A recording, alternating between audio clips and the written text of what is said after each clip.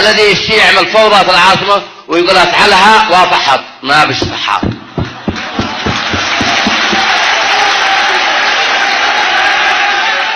ما بش فحاط.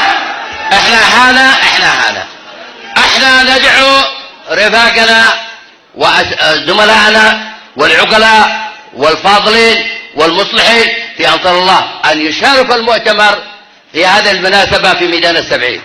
أدعيهم ضيوفا على المؤتمر على الرحب والسعة. بالعكس أن وجودنا ككتلة واحدة في وجه العدوان. العدوان سيحترمكم ويقدركم عندما تكونوا كتلة واحدة. هو يسعى صح لشق الصف، لكن احنا بالنسبة لنا كمؤتمريين لن نقبل على الإطلاق أن نكون موظفين مع من يريد أن يشق الصف الوطني في مواجهة العدوان. أختصر هذا الكلام، وربما خير الكلام ما قل ودل.